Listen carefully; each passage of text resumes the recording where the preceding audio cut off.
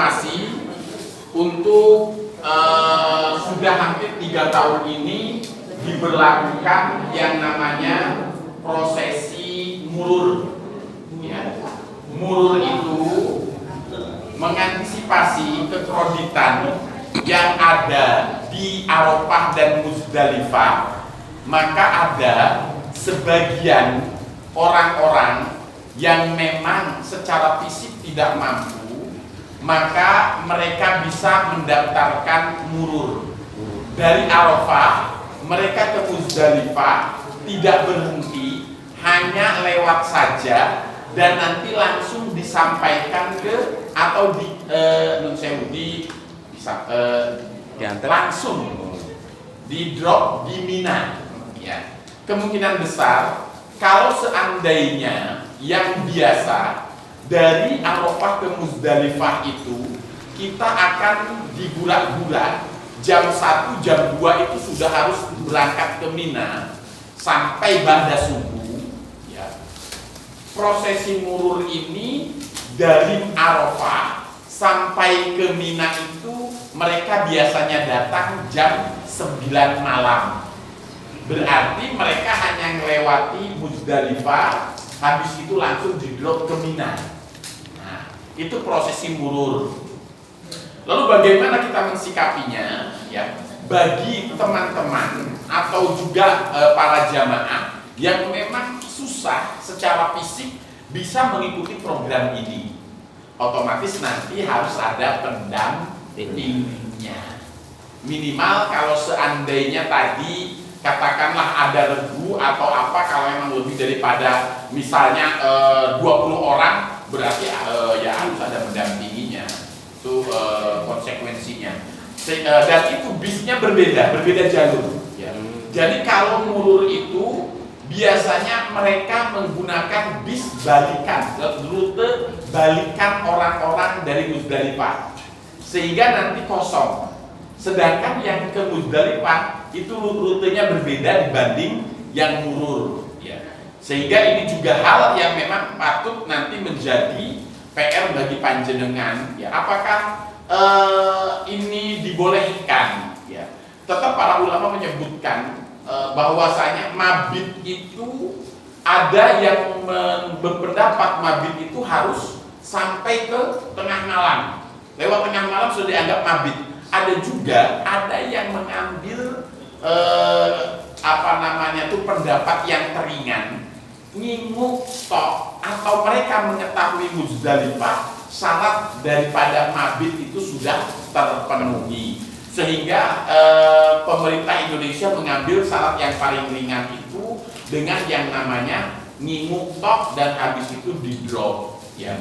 Tahun 2024 murur itu justru menjadi familiar, bukan untuk orang-orang yang risti, melainkan menurut saya Bu, ya tadi tanda kutip orang-orang yang ketakutan, wah bangke koyo 2023 piye, telat dijemput. Saya termasuk orang yang telat dijemput karena 2023 saya dijemputnya jam 1 siang. Nah, jadi sempat keteteran selama ya setengah hari lah ya. Sehingga 2024 itu banyak sekali orang-orang yang murur ya. Sehat atau tidak sehat gitu, pokoknya mereka pengen murur gitu. Sehingga memang disediakan armada yang berbeda ya.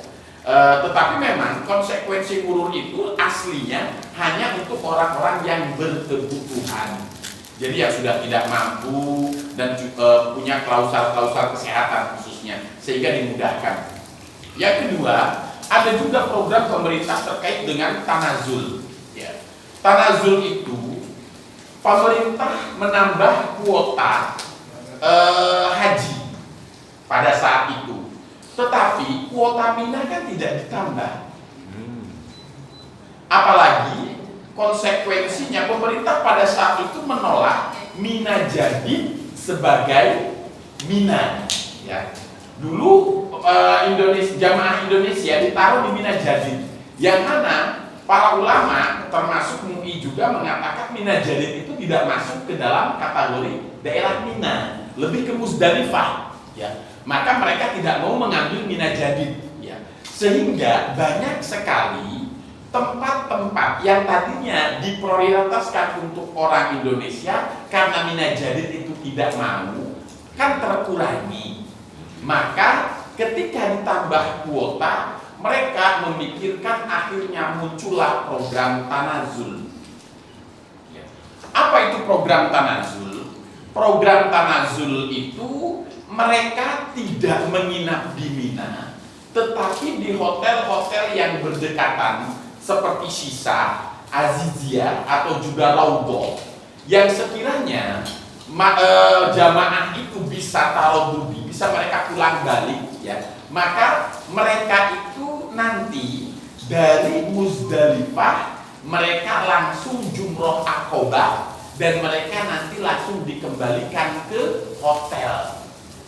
Dan nanti mereka itu mengambil misalnya sore mereka kembali ke Mina sampai jam 1 malam. Setelah itu mereka sorenya Jamarot, jam 1 malam mereka mabit di dekat Jamarot itu yang disebut Mina. Habis itu pulang lagi ke hotel.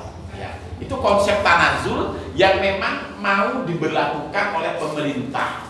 Tetapi 2 tahun ini setelah konsep itu, program itu diluncurkan, mereka belum ada yang secara resmi pemerintah menjadikan jamaah yang di Azizia, jamaah yang di Sisa, jamaah yang di Raudhah itu melakukan Tanazul, kecuali mungkin KBIH yang sudah mengerti rute. Ya. Tahun 2023 saya melaksanakan Tanazul, tetapi hanya sebagian orang karena memang pada saat itu kita mempunyai kendala kamar mandi yang tidak kondusif sehingga antriannya mengular. Terus juga kita mempunyai orang tua yang terkena ISK, infeksi saluran kencing, ya. Sehingga kan mereka daripada kita indikan, sehingga pada saat saya putuskan jam 1 malam saya memanggil bis dan akhirnya saya langsung membawa ke hotel, ya. Dengan asumsi tadi saya memilih salah satu yang memang sudah mengetahui Medan untuk, ya, dengan program tadi nanti setelah jam 1 tadi kita indikan ke ini, mereka nanti sore datang ke Jamarot, habis itu saya pantau jam 1 nanti mereka akan pulang ke hotel setiap hari sampai Napal Sani seperti itu, ya. Dan alhamdulillah itu secara individu, secara kelompok memang terlaksana. Kenapa pemerintah memprogram Tanazul? Agar supaya kekreditan di Mina tidak terjadi. Karena Mina itu, ya, kita itu akan mendapatkan satu plong untuk yang namanya satu kloter, ya, satu grup lah. Satu grup itu seharusnya diisi oleh 35, tetapi nanti kenyataannya itu ada 60 orang. Nah, ini yang perlu digarisbawahi. Dan itu kan setiap tahun seperti itu. Kalau tahun sebelum tahun 2002, kenapa orang tidak banyak mengeluh? Karena pemerintah hanya menyediakan karpet. Sehingga ketika karpet seperti ini, orang-orang tidak mengkapling. Ini loh Ibu, sehingga ya sama-sama bareng gitu aja. Saya tahun 2010 masih karpet tidak masalah, diisi 90, diisi 100 tidak masalah. Karena memang membuatnya cuma hanya pakai karpet merah. Tapi sekarang ini pemerintah memberikan kasur dan bantal. Kasurnya itu 60 kali 2 meter, bisa bayangkan. Jadi sehingga yang tadinya yang harusnya diisi 35 kasur, padahal orang yang mengisi 60 kan akhirnya udur-uduran. Udur-uduran aku yo bayar masa aku raetok kasur kan gitu. Rame dan itu setiap tahun kan memang ya Mina itu kan tidak bisa diperluas. Ya katakanlah masjid ini ya diisi 1000 ya bisa ngambil kambing ngono wae. Nah, itu yang menjadi permasalahan sehingga dulu Tanazul itu menjadi solusi supaya apa? Di Mina tidak terjadi hal-hal yang memang tadi udur-uduran masalah tempat. Hampir setiap tahun pasti nanti kalau jamaah Indonesia apalagi reguler pasti nanti akan bermasalahnya di tenda Mekah, belum lagi nanti biasanya Nun Sewu kadangkala sudah dikapling, ini milik Amal Syuhada, ini milik KBIH mana, ini milik KBIH mana. Itu tiba-tiba kalau kita datang telat, itu sudah penuh semuanya. Awet dewi yang terakhir Mumayun toh. Karena apa? Sudah kita menggunakan kain ihram, mau jidal juga nggak bisa. Ya. Akhirnya kan ibu-ibu apa? Nangis. Ya, mau nangis tuh aku itu ada aku bilang. Saya termasuk orang yang saya tahu gimana. Kita sudah mengkapling.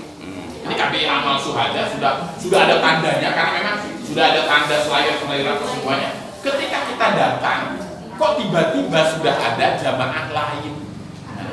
Jamaah lainnya sudah diingatkan oleh ketua kelontar nggak mau, alasannya ya tadi kode-kode bayare terus apa semuanya itu kan padahal capek semuanya, sehingga akhirnya kita mengalah. Yaitu tadi ibu-ibu nangis apa semuanya, ya udah kita akhir. Makanya saya ambil kesimpulan, ayo tanazul dalam rangka biar sudah, ayo nanti yang 40 itu di hotel, mereka tidur nyaman apa semuanya yang berkebutuhan ya. Tetapi memang jangan dibayangkan, enak ke hotel, prosesnya kan tidak mudah.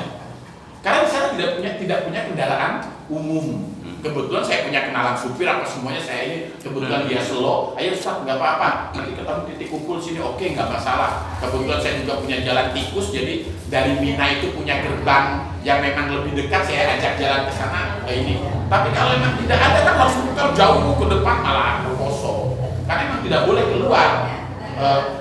Di Mina itu kalau tahun 2024 ketat sekali. Ketatnya bagaimana? Gerbang itu disegel hanya waktu-waktu tertentu saja. Karena 2024 itu bagaimana banyaknya maraknya bisa ziarah ya. Terus juga tahun 2025 juga sangat ketat sekali. Zaman saya belum terlalu ketat karena apa? Di satu tenda itu saya tanya loh, kok ada yang ziarah, ada bisa ziarah atau semuanya. Oh ya udah nggak apa-apa. Kalau saya tidak keberatan asalkan istilahnya tidak mengurangi hak-hak atau jatah kita. Dan memang tidak mengurangi karena itu biasanya tanggung jawab muasasah. Biar seperti itu. Itu terkait dengan tawaf ifadah. Ya. Tawaf ifadah biasanya, insya Allah kita itu termasuk orang yang diuntungkan lah, tidak terlalu tergesa-gesa. Karena kemungkinan besar kita gelombang kedua. Gelombang kedua itu ke Mekah dulu, baru ke Madinah. Sehingga tawaf ifadah kita kan tidak harus cepat-cepat. Kecuali kalau panjenengan gelombang pertama. Gelombang pertama itu datang ke Madinah dulu, ke Mekah biasanya nanti plus 5 hari setelah haji, berarti 13 plus 5, 18 Zulhijjah harus meninggalkan Mekah. Bayangkan panjenengan yang masih aktif, yang masih haid, harus tawaf ifadah apa semuanya, itu akan membuat ini. Belum lagi panjenengan ya walaupun tidak aktif mungkin kadangkala insya Allah kita nanti akan berada di musim panas. Masih musim panas ya? Masih musim panas nanti panjenengan itu. Karena bulan Juni ya, Mei Juni itu masih musim panas lah. Ya, itu juga akan fisik itu sangat berpengaruh. Ya. Maka kalau kita nanti gelombang kedua kan agak nyamannya tawaf ifadah itu bisa dilaksanakan kapanpun. Ya. Dengan asumsi, dengan persyaratan bahwasanya kita tidak boleh melakukan hubungan suami istri. Karena nanti halalnya setelah tawaf ifadah, tahallulnya. Tahallul itu artinya menghalalkan. Di dalam umroh, tahallul itu dengan memotong rambut, ya. Di dalam haji, tahallul awal itu dengan menggundul atau memotong, tahallul keduanya dengan tawaf ifadah. Halalnya haji kita itu dengan tawaf ifadah. Berarti tahallul itu bukan harus yang pertama potong rambut, yang kedua potong rambut. Walaupun nanti prosesnya ada sa'i, ya. Ada sa'i nanti tahallulnya itu dengan tawaf dan sa'i itu nanti sebagai tawaf ifadah atau tahallul yang keduanya tadi. Itu dalam pelaksanaan haji insya Allah. Ya. Monggo ada pertanyaan, Ji, Bapak? Untuk dijelaskan lapangan atau kerja jam itu. Larangan-larangan di dalam berihram. Saya mengatakan berihram karena memang larangan itu hadir ketika kita berihram. Ketika kita tidak berihram, maka masuknya kepada hukum sumudiyah. Ya, berarti kita mencuri apa semuanya itu maksudnya ke dalam hukum kenegaraan. Ketika kita berbicara tentang berihram, ya, otomatis ada sesuatu yang menyebabkan kita membayar dam. Ada juga yang memang hanya dengan cukup istighfar. Ya. Contohnya apa?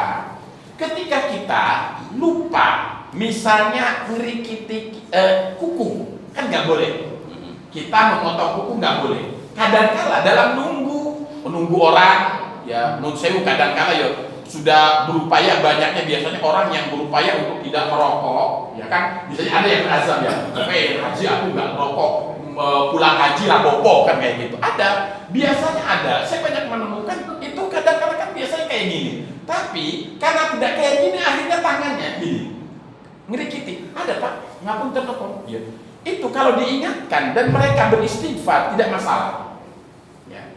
Atau juga menggunakan wangi-wangian. Bukan parfum, biasanya sabun, ya. Tapi kalau diingatkan, Pak, ngapunten panjenengan berihram loh, itu tidak masalah, ya.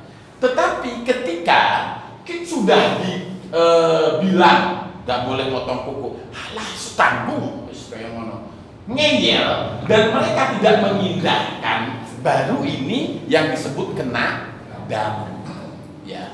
Jadi tadi ada fase-fasenya Pak, ya. Terus juga ada yang mengakibatkan ihram kita batal. Jelasnya apa? Hubungan badan. Ya. Tapi aku yakin panjenengan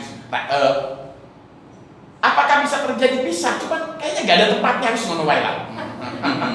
Ya kok susukan yang menarik nggak ada ya. Istilahnya kemungkinan terjadinya iya, cuman ya berapa persen ngaten Pak, ya.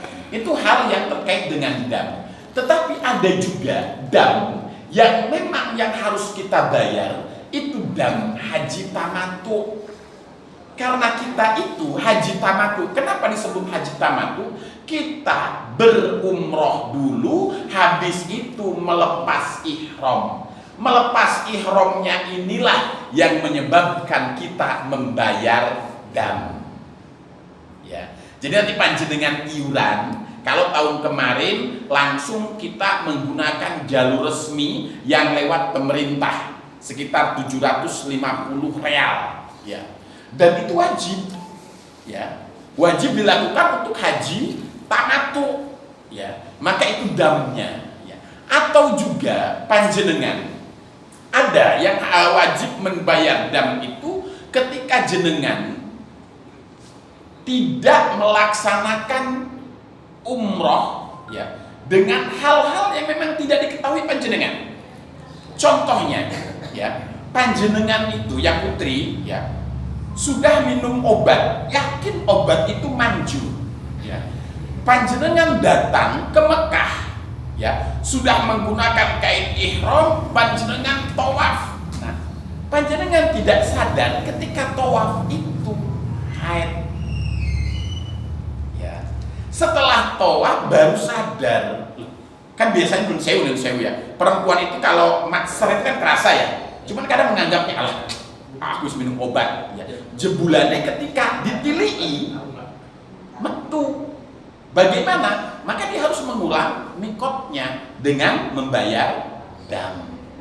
Ya. Itu juga. Maka harus hati-hati terkait hal-hal seperti ini. Tetapi jangan sampai kita namanya menyepelekan, alah dam mung 3 yuta setengah rapopo, ya. Bahkan nun sewu ada sebagian orang-orang mungkin dokter masyhur itu bisa membagi ini, ya. Ada sebagian orang-orang itu ketika berhaji itu mereka siap-siap membayar dam. Dengan catatan apa? Mereka tidak mau mabit di Muzdalifah, nggak apa-apa nanti bayar dam saja. Mereka tidak mau mabit di Mina, mereka bayar dam aja. Jadi nanti tinggal hitung berapa dam, nanti dikalkulasikan. Wis penting enak kayak gitu. Ada yang seperti itu. Ya. Ya. Untuk mengejar, meremehkan. Tapi insya Allah ya dam tatawu itu dam tamatu, maaf. Dam tamatu itu insya Allah itu memang sesuai syariat. Ngaten Bapak. Jadi larangan-larangan tadi ada memotong kuku, terus juga kita tidak boleh yang namanya memotong kumis, bulu, rambut, ya, atau juga kita tidak boleh kaul tadi jidal, fusuk dan yang lainnya. Kalau jidal, fusuk apa semuanya para ulama sepakat itu tidak akan menghadirkan dam, tetapi hanya mengurangi pahala ibadah kita. Ngaten. Ya. Ada lagi monggo? Pertanyaan, monggo. Nggih, Ibu. Ya, jika kita tahu itu terus diadakan sholat sunnah Imam Ibrahim, itu apa setelah 7 putaran atau ya nyeloni doang? Oke. Syariatnya. Syariatnya bagaimana? Oh ya. Kita ketika setelah tawaf itu kan 7 putaran. Setelah itu kita akan membaca doa wattahidu mim maqami Ibrahim musolla, yang artinya kita menjadikan makom Ibrahim ini tempat sholat kita. Itu kan termasuk dalam kategori niat sholat. Kita sholatnya setelah tawaf memutar 7 kali selesai, baru nanti kita akan sholat 2 rakaat di belakang makom Ibrahim. Apakah tidak ketendang-tendang? Fungsinya kelompok disinilah, ya.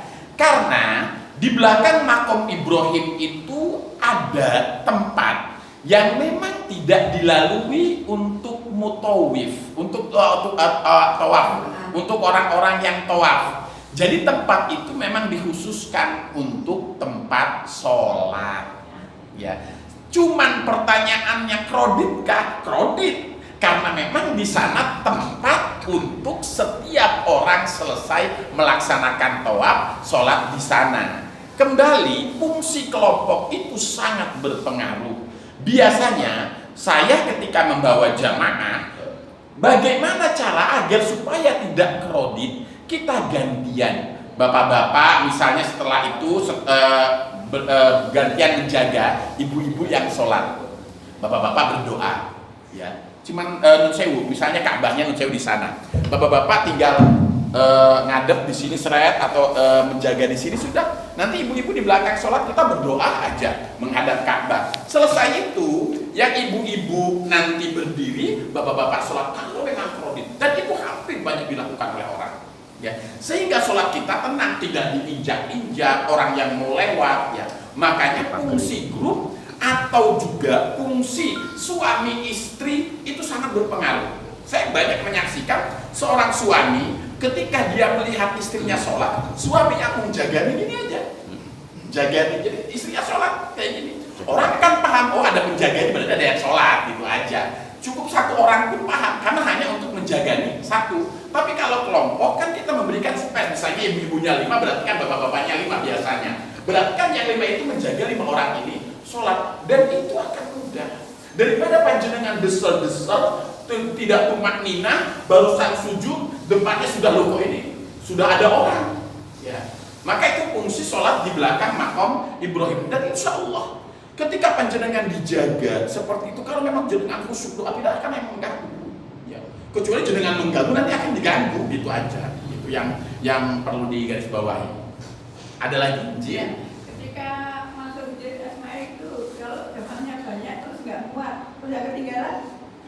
Masuk ke Hijr Ismail. Ya. Hijr Ismail itu sunnah, ya. Prosesnya bukan ketika tawaf. Sekarang itu ketika jamaah akan masuk ke Hijr Ismail, yang putri itu hanya dibatasi waktu siang hari, jam 8 sampai jam 10 siang. Dan itu pun sudah diatur di pintu 79.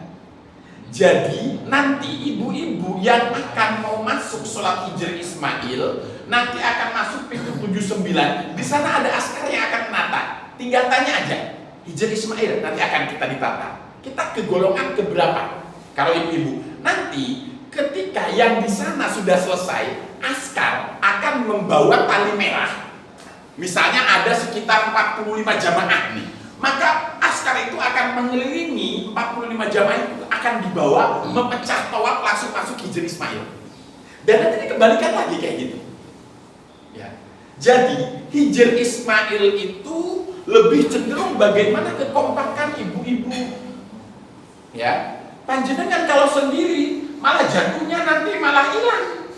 Ya. Maka ibu-ibu sekarang itu harusnya panjenengan lebih guyup, lebih rukun. Ya. Karena apa? Jamaah yang paling mudah sholat di tempat tawaf depan Ka'bah itu hanya ibu-ibu. Bapak-bapak harus menggunakan kain ihram.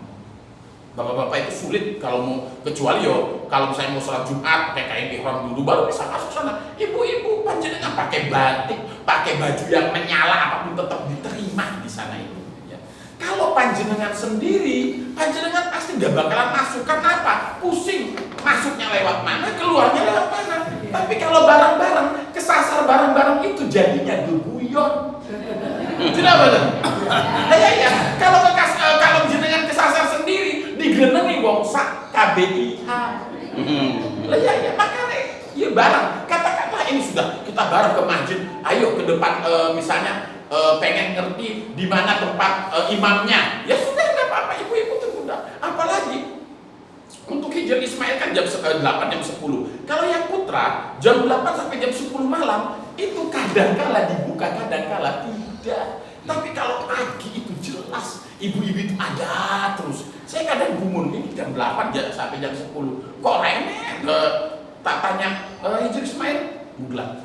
Nggak ada. Ya sudah, kayak gitu aja. Karena cuma dibuka setengah jam, tutup lagi. Kayak gitu. Ya sudah, memang ketentuannya kayak gitu. Ya. Dan ini yang perlu panjenengan garis bawahi. Sekarang memang Hijr Ismail, kalau dulu Hijr Ismail siapa kuat siapa dapat gitu saja. Terus juga pernah tahun kemarin antrinya itu di sekeliling Ka'bah.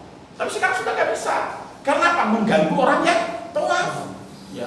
Karena apa? Orang-orang berburu untuk masuk antri itu. Orang-orang yang tawaf akhirnya lumayan rodo ini. Sekarang sudah ditertibkan di pintu 79, insyaallah itu. Monggo ada lagi seputaran nanti insyaallah besok manasik terkait dengan praktek kaifiyah bagaimana umroh, kaifiyah bagaimana haji, insyaallah ya bersama saya dan teman-teman juga akan ini. Ribut. Saya itu waktu kalau jamaah enggak jamaah Jumat ya.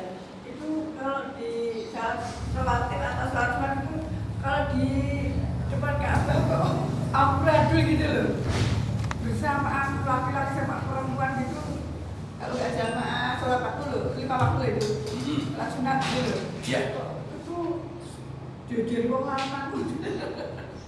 Amburadul. Kalau panjenengan mau nyaman di dasar matof, sebelum jenengan keluar yang terlihat langitnya, kan ada jenengan akan masuk di tempat yang ada tutupannya. Di sela-sela itu semuanya putri semuanya. Coba lihat aja. Tandanya kalau itu adalah tempat sholat putri, sing jaga putri. Dan itu coba diteni, setiap bawah eskalator, pasti sampingnya itu yang dijaga putri. Iya, kalau sholat 5 waktu sholat malam, sholat sunat itu loh. Ya, sholat sunat di sana juga boleh. Malah saya itu sering kalau saya membawa jamaah, cari misalnya itu nggak boleh untuk putra. Tapi kalau misalnya penjaganya dari Indonesia, saya bilang sebentar ya, tak sholat saya sama jamaah, ya nggak apa-apa Ustaz. Kayak gitu sesimpel itu sebenarnya. Kalau kita mampu kan kita mampu melihat ya, mana askarnya orang Indonesia, yang wanita ya, yang wanita, dan mana yang tidak. Bukan askar, tapi tukang bersih-bersih. Ya. Itu sudah gitu saja. Ya. Kalau panjenengan di depan, ya, di depan itu ada waktunya. Kenapa saya katakan ada waktunya? Plong 1 digunakan untuk perempuan. Nanti plong 1-nya pasti untuk laki-laki. Plong 1-nya nanti untuk perempuan. Itu nanti di plong-plong seperti itu. Tetapi saatnya sholat, yang laki-laki pasti akan digunakan pura-pura suruh ke depan. Nah iya, karena pas waktu saatnya sholat, yang perempuan biasanya itu sudah akan menempati, pasti di bawah-bawah sana perempuan semuanya. Karena memang konsepnya seperti itu. Nah, saya itu sujudnya itu ngasih imamnya gimana yo? ya. Paling enak panjenengan kalau melihat imam pas sholat nanti asar, nanti di sini itu ketok daripada di sana. Di sana yang mumet. Imamnya itu dekat Malik 79 juga itu sebenarnya. Nanti kalau kita sering ke sana atau juga sering di Maktof itu akan kelihatan. Kalau di depan Ka'bah itu nggak ada jamaah, berarti itu adalah lurusane imam. Karena nanti misalnya imamnya di sini ya, nanti ke depan Ka'bah itu nggak ada jamaahnya, pasti sudah digaris ngaten. Monggo ada lagi? Dengan sering panjenengan ke sana sholat, nanti ngerti oh ini tempat ini aman, tempat ini aman. Kalau mau tidak diganggu, lantai 1, lantai 2 ada karpet warna hijau, itu diperkhususkan untuk laki-laki atau perempuan dan nggak bakalan diganggu. Ya, jenengan masuk ke pintu 89. Pintu ke bukan 90. Ketika jenengan masuk pintu 89 90 itu nanti akan ada bagi dua. Yang kanan itu untuk cowok, yang kiri itu untuk cewek. Itu tidak akan terganggu. Karena itu di sana biasanya dikelilingi oleh rak-rak Al-Qur'an dan di sana khusus untuk perempuan. Yuk panjenengan mau di sana berlama pun gak bakalan diganggu. Kalau mau di lantai itu kita tidak melihat Ka'bah.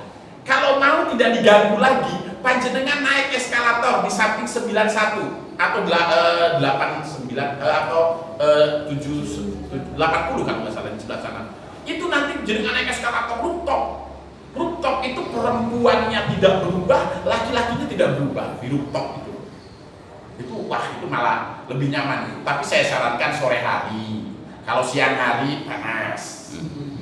Ya, subuh masih masuk akal lah. Cuman kalau kita mampu ke dalam, kenapa harus ke rooftop? Ke rooftop itu versi terakhir. Yang perlu ditekankan adalah panjenengan ketika haji kan bayangannya bukan seperti umroh. Panjenengan hadir nanti di Shib Amir. Shib Amir itu belakang sendiri, deket Sofa Marwah, ya. Itu belakang hampir lumayan jauh, ya. Panjenengan kalau tidak cepat-cepat, maka panjenengan akan dialihkan ke perluasan. Perluasan itu dekat Jabal Ka'bah yang sekarang baru niku loh. Itu nanti akan digiring ke sana. Tapi kalau yang agak bisa masuk, ya panjenengan kalau sudah masuk yang namanya kloset 9, klosetnya Abu Jahal, ya, yang dekat Sofa Marwah itu sudah merupakan nikmat tersendiri bagi haji. Karena apa? Panjenengan bisa nembus barikade depan. Tapi kalau sudah di Shib Amir, panjenengan sudah ditutup, harus ke kanan, sudah wassalam. Berarti panjenengan tidak akan menemukan Masjidil Haram yang asli, tetapi perluasan. Gitu aja sebenarnya. Sehingga yang perlu, karena terus terang saja ada teritorial, askar itu ketika menata, oh ini penuh tutup. Karena nanti kan Shib Amir menjadi tujuan utama. Nanti ada Terminal Ali. Terminal Ali itu yang dulu dekat tempat rumahnya Rasulullah SAW. Nanti ada Terminal Ajiat. Ya, Terminal Ali dari orang-orang yang dari Mispalah. Terminal Ajiat orang-orang yang dari Jarwal apa semuanya. Kadang Jarwal juga di Shib Amir. Ya. Tapi tumpuan utamanya ada di Shib Amir. Dan itu merupakan, kadang-kala kita umroh nanti bisa masuk pintu ini, bisa masuk pintu ini.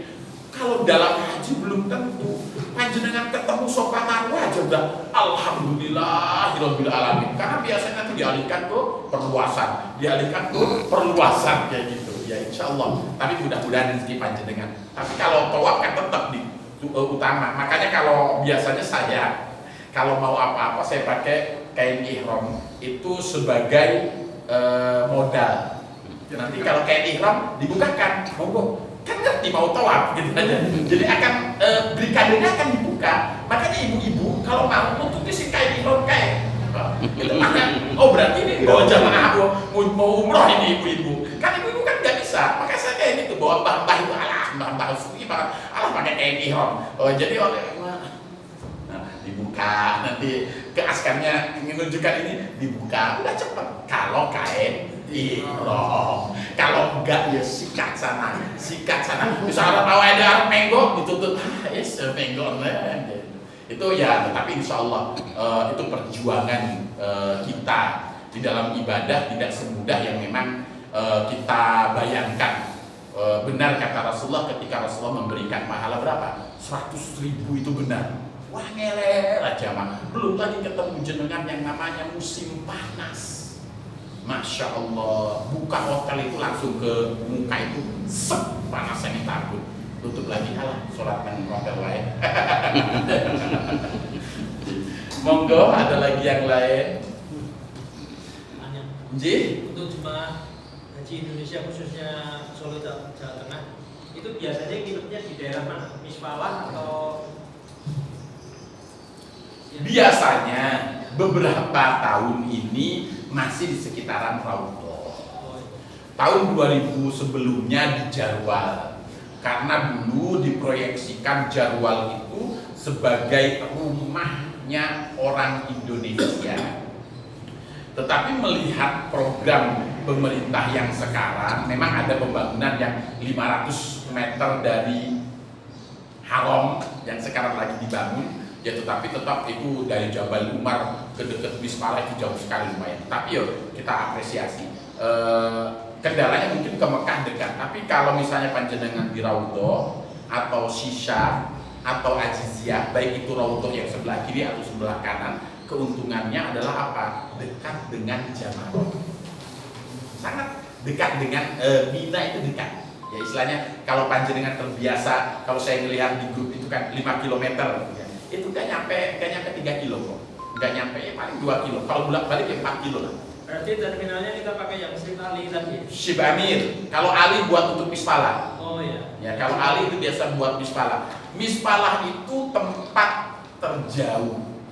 Ya sebenarnya dulu tempat terdekat, tapi sekarang karena rutenya berbeda menjadi terjauh. Ya. Tapi kalau kenapa terjauh ya? Dia ke Mina Jamarot jauh, ke Haram juga jauh. Tapi kalau Raudhah apa semuanya, sebenarnya dekat ke Mina, agak jauh ke Mekah, ke Ka'bahnya itu saja.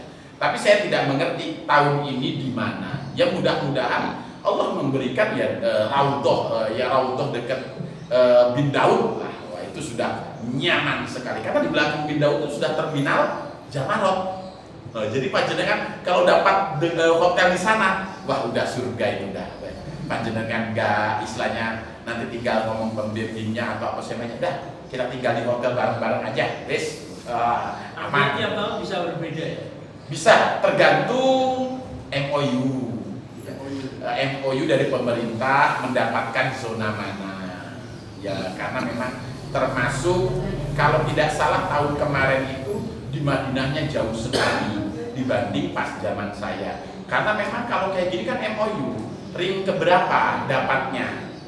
Kalau dulu kita keluar hotel langsung pelataran Masjid Nabawi, tapi bukan versi umroh ya, bukan versi umroh. Kalau versi umroh kan pintu 326, 328, 330 versi. Ini versi yang ini museum asalamnya yang jauh sekali di sana, jadi lumayan. Tapi ya pas ketemu itu masih pelataran Masjid Nabawi. Cuman kalau untuk sombong ya bisa lah. Oh, hotel saya keluar langsung Masjid Nabawi pelatarannya. Tapi ke gerbangnya bayar auto. Tapi itu sudah mending gitu saja. Ada sebagian teman-teman kita itu justru mendapatkannya itu di belakang yang namanya Baki. Di belakang Baki itu lumayan jauh banget. Ya. Dan itu saya kira kalau di Madinah nggak terlalu riskan, paling Mekah ya. Cuman Mekah itu tadi ada beberapa keuntungan. Di Jarwal bagaimana? Di Jarwal yang agak susah karena di Jarwal itu biasanya walaupun ke Shib Amir kalau kita harus berjalan, ketemunya itu Jabal Ka'bah, ketemunya itu perluasan Jabal Umar yang sekarang lagi rame-rame happening, hotel murah, ya jauh di mata, dekat di mata tapi jauh di kaki, karena jauh banget untuk masuk ke pelataran Masjidil Haramnya. Ada lagi monggo. Baik, para jamaah yang insya Allah dirahmati subhanahu wa ta'ala, jazakallahu khairan katsira sudah bisa bergabung di manasik susulan ini. Ini merupakan upaya kita di dalam rangka menambal atau juga menambah atau juga memperkuat keilmuan kita sebagai bekal ibadah kita tadi, agar supaya kita tidak mandul atau juga orang-orang yang merugi ya. Dan insya Allah alangkah baiknya nanti diperkuat besok untuk manasik prakteknya ya. Memudahkan panjenengan, saya biasanya akan membawakan doa-doa yang simpel aja toh, karena terus terang saja ibadah haji panjenengan katakanlah menang toh itu bisa ya. Ya, jadi ya menang paisa saya menang baca doa kan mono masa robana atina rakti. Jadi kasarane panjenengan menang gerakannya tapi ngikutin alur itu sudah sah. Apalagi panjenengan sempurnakan dengan doa yang baik, panjenengan mengerti ini yang boleh dan ini yang tidak, itu lebih afdol. Karena apa? Sekarang itu semakin lama peraturan pemberangkatan itu semakin ngeri. Tahun ini kan dimensia menjadi momok menakutkan bagi orang-orang yang sepuh. Hampir banyak orang-orang yang sepuh itu kena demensia dan itu tidak bisa di retreat. Kalau sudah demensia, demensia. Kalau dulu kan yang penting sehat. Walaupun istilahnya enggak connect, nah ketwae rapopo, yang penting badannya sehat. Makanya pas zaman saya itu ada orang kerjaannya itu wayangan, sabar. Gendingan sedikit apa, ya karena sudah ini kalau pagi-pagi kaosan apa semuanya wayangan apa semuanya kita sudah ini ya, tapi pas wukuf kimopo ngomong kayak gitu sudah itu ya kita berusaha untuk memakluminya, tetapi sekarang pemerintah kayaknya sudah agak sedikit ketat, Allah alam bisawab, karena memang kemarin teguran daripada pemerintah Saudi ternyata yang paling banyak meninggal itu dari Indonesia. Padahal kecenderungan orang Indonesia untuk pergi haji itu setelah mapannya setelah usia 50, antriannya 30.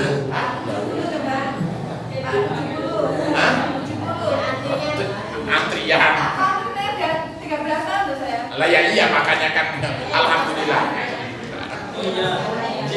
Kartu musuh itu nanti dibagikan di Indonesia atau di pesawat? Panjenengan berbicara terkait dengan kartu nusuk untuk apa dulu? Kartu nusuk raudhah itu tidak bisa digunakan kecuali panjenengan menginstal sendiri. Karena yang nusuk yang dibagikan oleh pemerintah untuk raudhah itu tasreh namanya.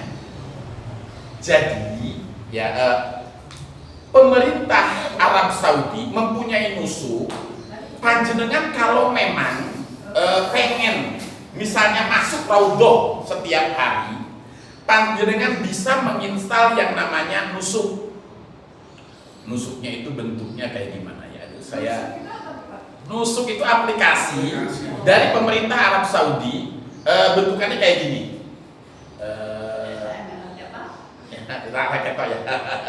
Bentukannya nanti jenengan menginstal aplikasi nusuk itu, panjenengan nanti memilih pergi ke raudhah kapan, nanti ada waktu-waktunya, ada tanggal-tanggal yang kosongnya, nanti tinggal klik kapan waktunya selesai.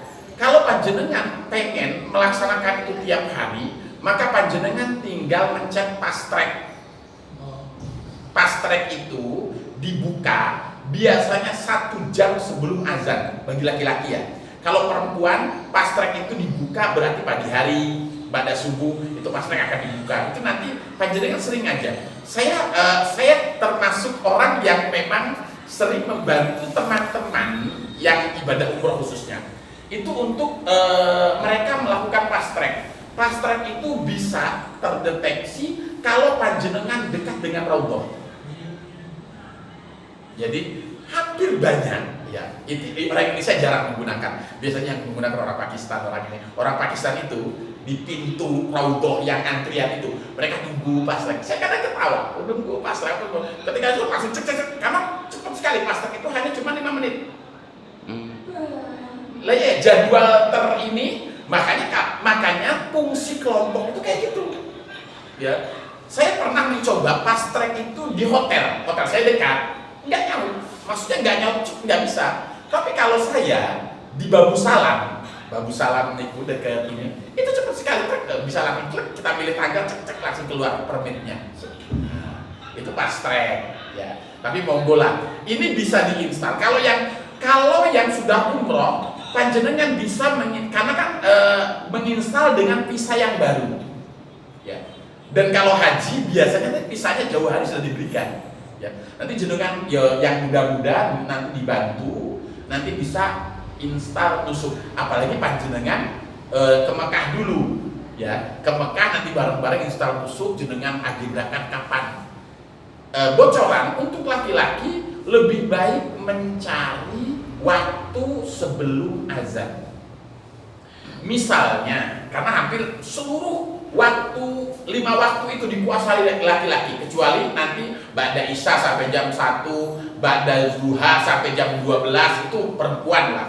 Kalau laki-laki, sisanya laki-laki semuanya untuk raudhah itu. Saya terbiasa untuk mengambil waktu raudhah itu, yaitu kalau katakanlah waktu zuhur itu jam 12, maka saya mengambil jam 11.30. Berarti ketika saya masuk raudhah pas sholat zuhur, itu saja. Dan panjenengan berarti ya harus agak sabar, ya. Makanya kalau saya memandu, apalagi panjenengan di haji, itu kan penuh, pasti full terus, ya. Katakanlah panjenengan akan berangkat ke Madinah itu tanggal 10. Tanggal 1-nya panjenengan itu sudah mulai aktif mencari tanggal bareng teman-teman. Karena nanti kalau aktif itu bareng, misalnya raudhah tanggal segini buka. Nanti kasih tahu aja teman-teman. Nanti ayo pilih jam semene. Itu udah berapa? Ini sudah langsung klub, nanti birunya hijaunya hilang. Nganter. Jadi perlu memang orang yang paham terkait dengan musuh. Sisanya panjenengan bisa masuk lewat kloter. Kloter itu nanti akan membagikan daftar nama-nama yang akan masuk. Biasanya panjenengan kloter 50, maka akan tapi itu tidak senyaman yang ada di musuh. Karena itu akan dipilih waktu-waktu yang memang panjenengan hanya bisa doa. Asar. Coba, pada asar itu panjenengan mau sholat, bisa sholat tahiyatul masjid, itu aja. Hampir, kloter-kloter itu hampir dalam haji itu pasti. Hanya sebagian orang saja yang memang mendapatkan waktu malam. Pada zuhur kadang dapat, pada asar dapat. Aduh mikir, ya istilahnya eman-eman waktunya kayak gitu. Tapi apapun bentuknya kita syukuri. Ada juga sebenarnya ada permainan, yaitu membeli tasreh. Membeli tasreh itu biasanya orang-orang yang dekat dengan muasasah. Tasreh berapa orang segini, harganya segini, itu ada barcode-nya tersendiri. Biasanya itu. Tapi kemarin kalau dalam haji saya tidak menggunakan, kayak saya lebih memaksimalkan nusuk, karena nusuk itu lumayan. Dan nusuk kan nanti ada 2. Panjenengan, apakah panjenengan sendiri atau membutuhkan guidance? Nanti ada klausalnya dalam pakai bahasa Inggris, ya. Kalau pakai bahasa Arab panjenengan tinggal memilih, ya. Kalau panjenengan sendiri berarti nusuknya hanya untuk sendiri. Tapi kalau membutuhkan guidance, contohnya ibu nunsew, ya, ibu misalnya butuh guidance, berarti nanti di sana harus ada pengantarnya. Pilih aja yang guidance. Ibu Niki misalnya butuh. Jadi nanti saya biasanya menggunakan itu. Jadi saya bisa membawa satu orang dan satu orang itu bisa membawa saya, gitu aja. Jadi orang-orang itu bulan lagi. Jadi misalnya hari Senin nih, 5 orang yang masuk. Berarti kan yang masuk menjadi 10. Karena dia dalam klausul nusuknya itu butuh pendampingan. Ketika itu ya siapa? Bapak, ya selesai masuk. Kan sesimpel itu, gitu aja. Itu masih diperbolehkan sekarang. Jadi ya monggo lah untuk beribadah. Tetapi apapun bentuknya, biasanya memang Askar juga membuka yang namanya waktu-waktu tertentu untuk perempuan. Contohnya di pintu berapa, tapi tidak masuk raudhah, cuman hanya jalan aja, seret ya, dipandu di belakang raudhah. Tapi itu sudah menyenangkan hati kok bagi yang ibu-ibu merasa sudah masuk raudhah. Alhamdulillah semua baik. Biasanya pada subuh itu, jadi ketika nun sewu laki-laki digurak keluar, pintu itu dibuka buat putri. Dan nanti cuma lewat, nanti keluarnya lewat depan babu salamnya ditutup, nanti putri lewat. Udah sesimpel itu. Ya, tapi tidak masuk raudhah. Itu ya lumayan cukup lah. Dan kalau bagi yang putra itu disediakan pas di belakang Masjid Nabawi yang tidak ada atapnya itu di dalam, itu ya tempat terenak juga. Kalau tidak mengambil di tempat di belakang babu salam, ada ruangan di samping raudhah itu nyaman sekali. Kalau saya sering di sana kalau beribadah, karena apa? Di sana tidak terganggu siapa-siapa kalau di Madinah, insyaallah. Ya, monggo ada lagi, ya. Baik jamaah yang insyaallah dirahmati subhanahu wa taala, ini sudah jam 1:10.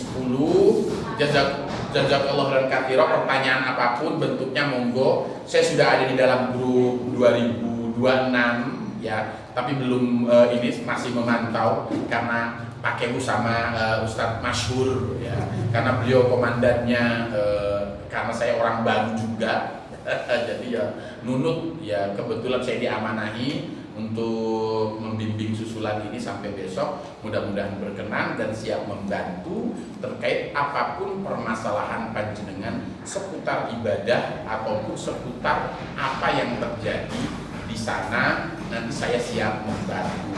Kalau tahun-tahun sebelumnya, ya kalau hanya untuk menunjukkan jalan, posisi di mana, insya Allah saya masih paham lah. Harus menggok kemana, Kalau misalnya bertepatan, mungkin orang-orang dihubungi kok nggak bisa, yo saya masih siap nunjukin, oh posisi di mana, yo. Kecuali kalau di luar Mekah Madinah, mungkin saya nggak terlalu paham. Gitu aja.